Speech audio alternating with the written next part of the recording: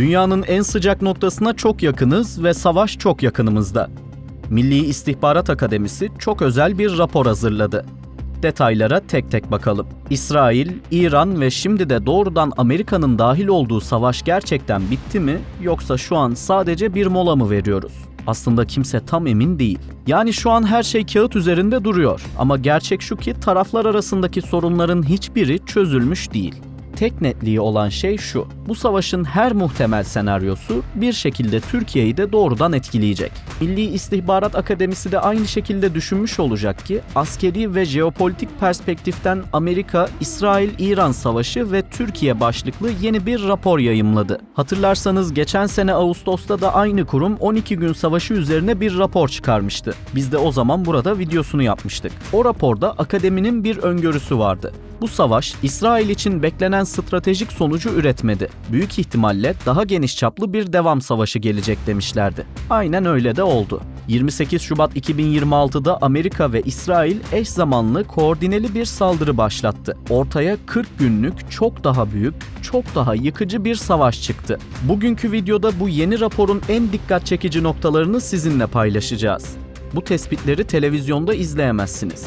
Bizi desteklemek için tam şimdi videoyu beğenmeyi unutmayın.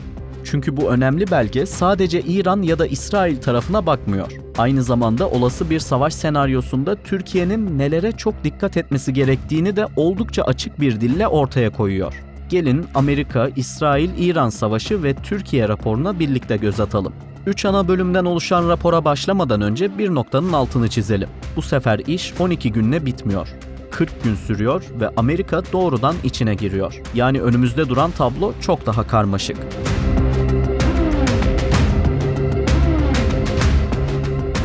Sıcak kısımdan başlayalım. Rapor diyor ki, bu savaş modern harbin doğasının köklü biçimde değiştiğini bize fiilen ispatladı. Eskiden harp dediğimizde aklımıza gelen şey platformlardı. Kaç tane uçağın var, kaç tane tankın var, kaç tane gemin var. Yeni dönemde ise tablo şu: verin var mı, ağın var mı, üretim kapasiten var mı, toplumun bu yükü taşıyabilir mi? İlk göze çarpan başlık, yapay zekanın artan rolü. Burada gerçekten enteresan detaylar var. Rapor açıkça yazıyor. Amerika, İran'daki hedefleri tespit edip önceliklendirmek için Anthropic firmasının Claude AI teknolojisini ve Palantir'in geliştirdiği Maven adlı yapay zeka tabanlı karar destek sistemini kullanmış. İsrail tarafında da Gazze'de daha önce sahaya sürdüğü Gospet ve Lavender sistemleri devrede. Yani savaşın ilk gününde Ali Hamaney'in öldürüldüğü bombardımandan tutun da pek çok eş zamanlı saldırıya kadar her aşamada hedef tespitinden hasar değerlendirmesine kadar yapay zeka merkezde. Akademi burada önemli bir uyarı yapıyor. Bu sistemler insan denetimine açık arayüzlere sahip olsa bile savaşın temposu yüzünden çoğu durumda fiilen özerk çalışıyor.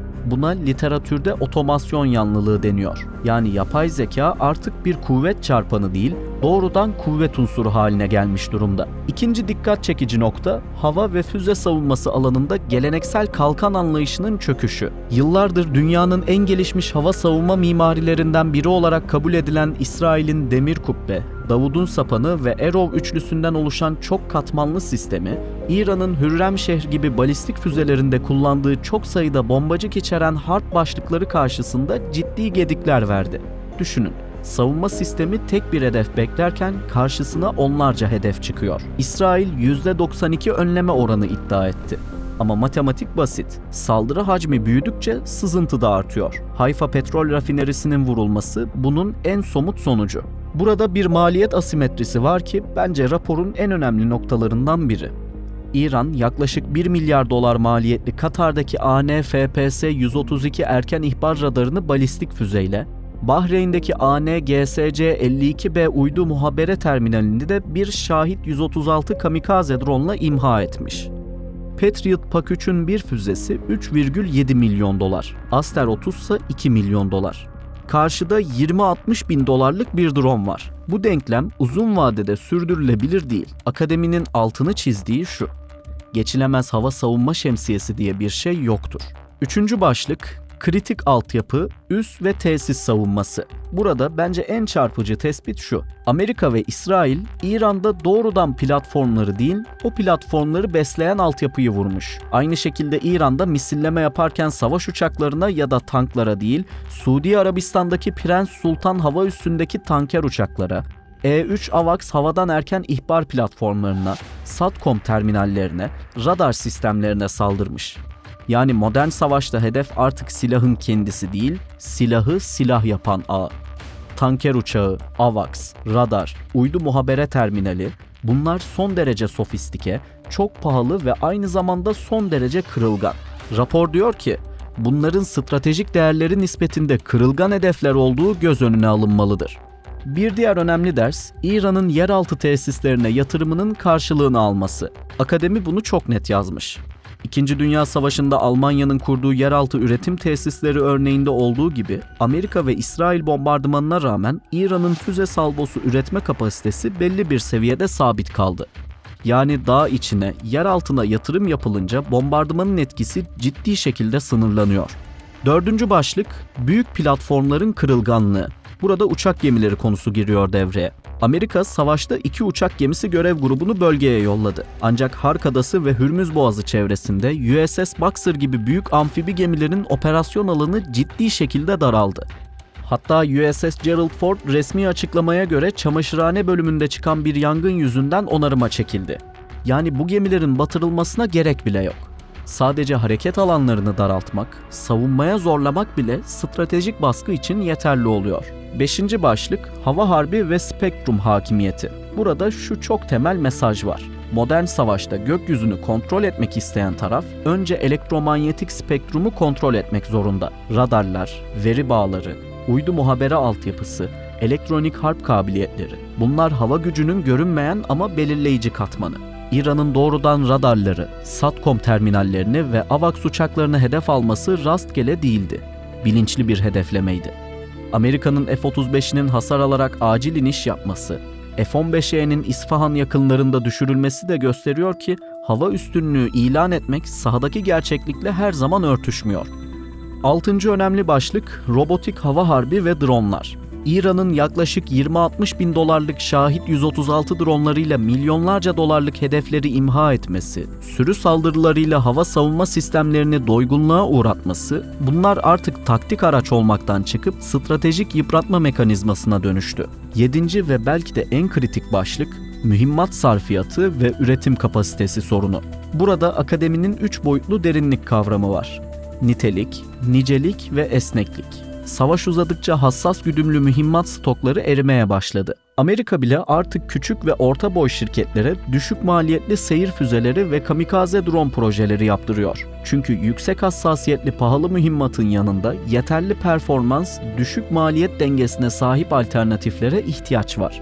Son olarak ağ merkezli muharebe ve veri füzyonu konusunda rapor diyor ki, tamamen merkezi olan da hızla çöküyor, tamamen dağınık olan da etkisini kaybediyor. İran'ın mozaik savunma doktrini, yetkinin alt kademelere devredildiği, yerel komutanların otonom hareket edebildiği yapı, savaş boyunca İran'ın füze atışlarını sürdürmesine imkan tanıdı. Yani üst yönetim biçilse bile sistem ayakta kalabilen bir mimari. Modern savaşta artık optimum olan, ağ üzerinden bağlı ama operasyonel olarak dağıtık çalışabilen hibrit yapı. 1. bölümün özeti aslında şu cümlede. Modern savaş artık ateş gücünün varlığı kadar bu gücün ne kadar hızlı, doğru ve sürdürülebilir kullanılabildiğinin belirleyici olduğu bir yapıya evrildi. Şimdi 2. bölüme geçelim. Burası savaşın sahasından çıkıp etrafındaki siyasal jeopolitik dünyaya bakıyor. İran. Akademinin altını çizdiği ilk kritik konu İran içindeki dönüşüm. Ali Hamaney'in 28 Şubat 2026'da öldürülmesi sonrasında 8 Mart'ta oğlu Mücteba Hamaney'in yeni devrim lideri olarak seçilmesi büyük bir kırılma. Ancak rapor önemli bir uyarı yapıyor. Özellikle 2009'daki Yeşil Hareket'ten beri batıdaki İran diasporasının abarttığı rejim düşecek söylemi gerçekçi değil. Savaş başladıktan kısa süre sonra İran'da rejim değişikliğinin yakın gelecekte söz konusu olmadığı ortaya çıktı. Hatta İran toplumunun rejime muhalif kesimleri bile bu süreçte ülke içinde kaos olmaması için devletin yanında ya da en azından muhalefet etmeyen pozisyonda durdu. Burada bence raporun en ilginç tespiti şu: Amerika ve İsrail'in tercih ettiği dekapitasyon, yani üst kadroları biçme stratejisi, kişi temelli sistemlerde işe yarayabilir. Ama İran gibi kurumsallaşmasını tamamlamış, ülke çapında örgütlenmiş bir devlette sınırlı etki üretti.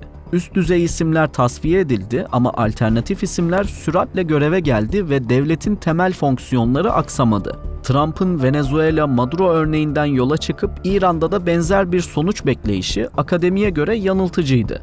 Yine de İran'da bazı dönüşümler kesin. DMO, yani devrim muhafızlarının gücü artıyor. Hatemül Enbiya Merkezi Karargahı Komutanı Ali Abdullahi, yeni DMO Genel Komutanı Ahmet Vahidi gibi isimler artık çok daha belirleyici. Yeni Milli Güvenlik Yüksek Konseyi Genel Sekreteri Muhammed Bakır Zülkadri de bu kadronun parçası. İran'da askeri dikta kurulması beklenmiyor. Çünkü İran tarihsel olarak siyaset üzerine inşa edilmiş bir devlet. Ama güvenlik bürokrasisinin dış politika ve kritik kararlardaki ağırlığı kaçınılmaz olarak artacak. İran'ı bekleyen 3 büyük zorluk var raporun analizine göre. Ekonomik dayanıklılık, Mücteba Hamaney'in yönetim tarzı ve nükleer politika tercihleri. Bu üçüncüsü özellikle kritik. Çünkü Ali Hamene'in çeyrek yüzyıllık nükleer eşikte kal ama silah yapma stratejisi savaşı engelleyemedi. Hatta savaş boyunca hızla nükleer silaha yönelinmesini isteyen çevreler İran içinde daha sesli hale geldi. Bu söylem pratiğe geçer mi, geçmez mi önümüzdeki dönemin en kritik sorularından biri. İsrail. Rapor, İsrail için çok net bir tablo çiziyor. Bu savaş, İsrail'in stratejik kimliğindeki bir dönüm noktasıdır. Kuruluştan bu yana sürdürdüğü güvenlik paradigması artık doğrudan bölgesel hegemonya kurma ve bunu konvansiyonel güçle koruma aşamasına geçmiş durumda. Yani İsrail artık vekil aktörler üzerinden yıpratma savaşı yapmıyor. Doğrudan devletler arası savaş yürütüyor. İç siyaset boyutunda da kritik bir dönüşüm var. İsrail siyasetinin ideolojik merkezi radikal sağa kaydı. Ben-Gvir ve Smotrich gibi figürlerin temsil ettiği radikal sağ ajanda artık ana akım. 30 Mart 2026'da Knesset'ten geçen idam yasası bunun somut göstergesi. Netanyahu siyasetten gitse bile bu çizgi kalıcı görünüyor. Ayrıca Lübnan'ın güneyinde kalıcı olacağını üstü kapalı belirten bir işgale girişmiş durumda. Akademi diyor ki, İsrail'in yayılmacılığı Filistin'le sınırlı kalmayacak. Yakın kara kuşağındaki tüm ülkeler hedef olabilir. Bu cümleyi iyi okumak lazım.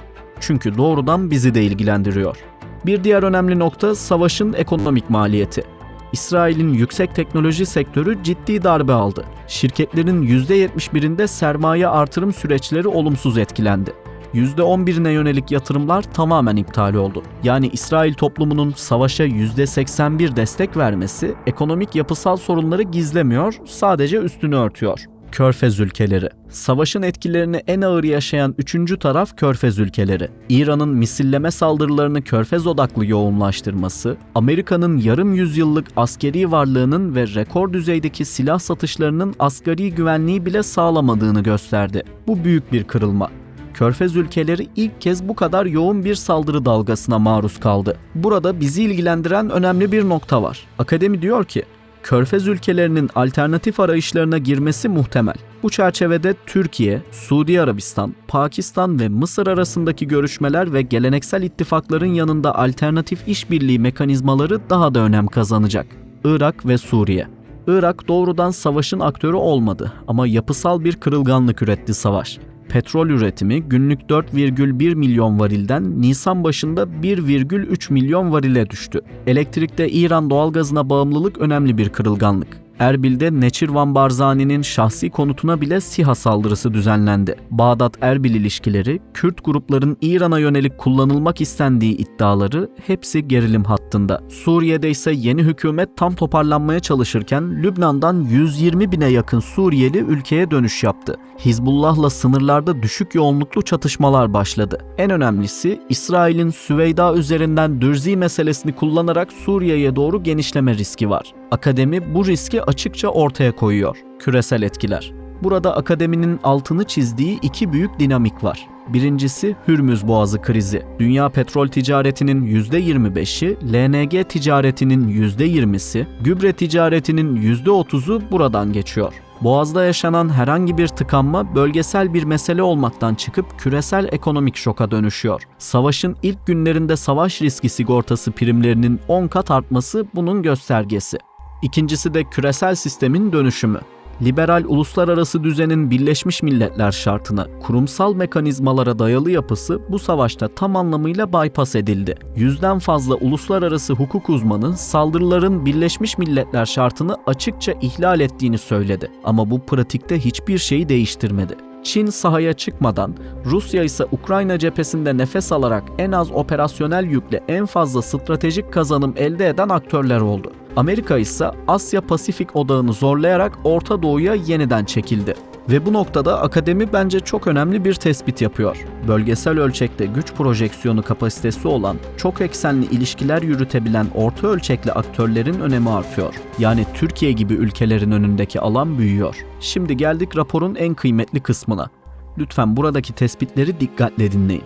Çünkü video sonunda hangisinin sizin için daha öncelikli olduğunu birlikte tartışacağız. Akademinin Türkiye için ortaya koyduğu temel başlıklar şunlar. Savunma sanayisinde 3 boyutlu derinlik artık tercih değil, zorunluluk. Yani sadece yüksek teknolojiyle yetinilmeyecek. Seri üretim kapasitesi, stok yönetimi, tedarik zinciri dayanıklılığı ve uzun süreli savaşta üretimi sürdürebilme kabiliyeti hayati. Türk savunma sanayisi son 25 yılda eşine az rastlanır bir gelişme kaydetti. Ama artık üretim hacmi ve hızlı ihtiyaçlara cevap verme kapasitesi en az teknolojik üstünlük kadar kritik. Çelik Kubbe projesinin önemi katlanarak arttı. Türkiye gibi geniş bir coğrafyada askeri, siyasi ve stratejik varlıklara sahip bir ülkenin aşılamaz bir hava savunma kalkanı inşa etmesi pratikte mümkün değil. Yüksek hareket kabiliyetine sahip, ağ merkezli, otonom kullanılabilen sensör ve silah sistemlerinden oluşan dağıtık bir yapı şart. Ayrıca hava savunması artık sadece savunma sistemleriyle değil, taarruzi unsurlarla, siber ve elektronik harp imkanlarıyla bütünleşik düşünülmek zorunda.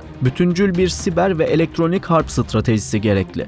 Bu sadece askeri bir mesele değil. Kamu kurumları, özel sektör, akademi, hatta bireyler seviyesinde farkındalık ve eşgüdüm gerektiren bir alan. Tahran'da Mossad'ın kurduğu drone imalathanesinin ancak saldırı yapıldıktan sonra fark edilmesi bunun acı bir örneği. Komuta kontrol mimarisinin dijital dönüşümü.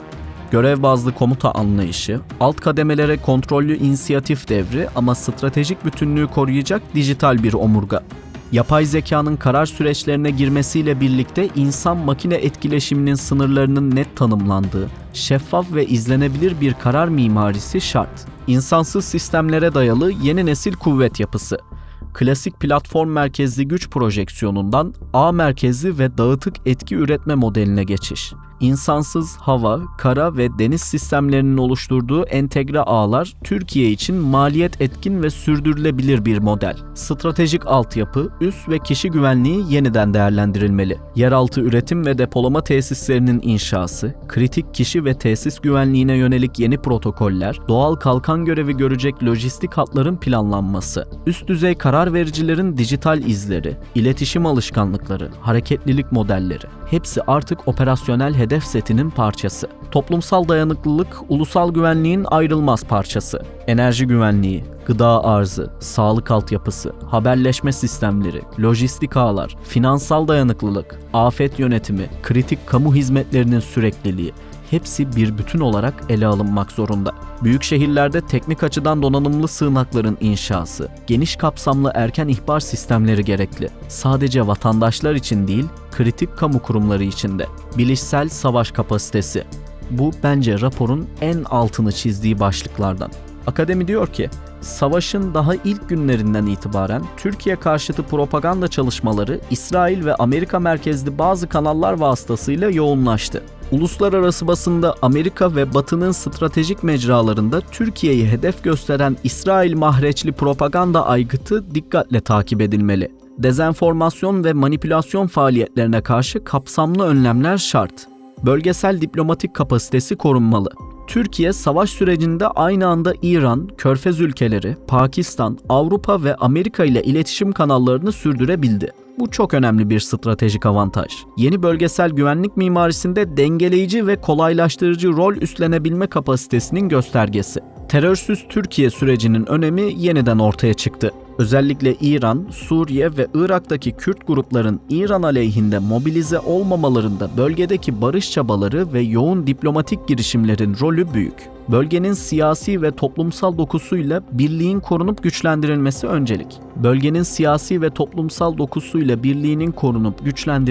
öncelik. İsrail riski dikkatle yönetilmeli. Netanyahu yönetimi ve radikal sağ eksenli yayılmacı politikalar Türkiye için başlıca risk alanlarından biri. Özellikle Suriye, Doğu Akdeniz'de enerji ve güvenlik eksenli hasmane bloklaşma ihtimali, Türkiye-İsrail ilişkilerinde kontrollü rekabet ve dönemsel gerilim üretebilir. Akademi tavsiyesi şu: İletişim kanallarını koparmadan askeri caydırıcılığı ve bölgesel koordinasyon kapasitesini en üst seviyede tutan çok katmanlı bir strateji. İran'la dengeli diyalog korunmalı. Türkiye'nin savaş boyunca sergilediği temkinli, gerilim üretmeyen yaklaşımı Tahran'da olumlu karşılık buldu. Mücteba Hamaney ve güvenlik bürokrasisi eksenli yeni dönemde İran'ın dış politikada bölgesel denge arayışına yönelmesi ihtimali Türkiye-İran ilişkileri için fırsat üretebilir. Ama İran'ın savaşın galibi gibi davranıp riskli adımlar atması durumunda Türkiye gerekli tedbirleri almaktan çekinmemeli. Kalkınma yolu ve orta koridorun stratejik önemi katlandı. Hürmüz Boğazı'ndaki kırılganlıklar, Körfez merkezli güvenlik riskleri, Kızıldeniz hattındaki tehditler hepsi alternatif ticaret ve enerji koridorlarını jeopolitik açıdan zorunlu kılıyor. Türkiye bu iki koridorun kesiştiği nokta olarak transit ülke olmanın ötesinde bölgesel lojistik, enerji ve ticaret mimarisini şekillendiren bir merkez konumunda. Üstelik bu hatların güvenliğini doğrudan sağlayabilecek kapasitedeki az sayıda ülkeden biri. İşte değerli arkadaşlar, Milli İstihbarat Akademisi'nin raporunda Türkiye ile ilgili öne çıkan başlıklar bunlar. Bu yeni raporun bence en kritik mesajı şu: Amerika-İsrail-İran savaşı bir bölgesel kriz değil, küresel düzenin dönüşüm anıydı. Soğuk Savaş sonrası Batı merkezli güvenlik şemsiyesi ciddi şekilde aşındı. Bu artık tartışmalı bir konu değil. Fiilen yaşandı. Bölgesel aktörler daha fazla sorumluluk üstlenmek, kendi güvenlik mimarilerini kurmak ve çok katmanlı işbirliği modelleri geliştirmek zorunda. Türkiye için temel mesele şu: bu tarihsel kırılmayı kriz olarak okumak yerine uzun vadeli bir stratejik ölçek büyütme fırsatı olarak okuyabilmek. Çünkü hem askeri kapasite, hem savunma sanayisi altyapısı, hem operasyonel deneyim, hem diplomatik esneklik, hem coğrafi konum açısından Türkiye yeni dönemin güvenlik ve istikrar sağlayıcı aktörü olmaya en yakın ülkelerden biri. Videonun sonuna geldik. Pek çok önemli noktadan bahsettik. Şimdi sizin görüşlerinizi merak ediyorum. Türkiye için sizce en öncelikli başlık hangisi? Çelik kubbe ve hava füze savunma mimarisi mi öne çıkıyor, yoksa savunma sanayisinde üretim kapasitesinin sürdürülebilirliği mi? Bilişsel savaş kapasitesi mi daha kritik, yoksa kalkınma yoluyla orta koridor üzerinden bölgesel merkez ülke konumuna oturmak mı? Yorumlarda paylaşın, beraber düşünelim. Amerika-İsrail-İran savaşı ve Türkiye raporunun içeriğini elimizden geldiğince ayrıntılı aktarmaya çalıştık. Beğendiyseniz abone olmayı unutmayın.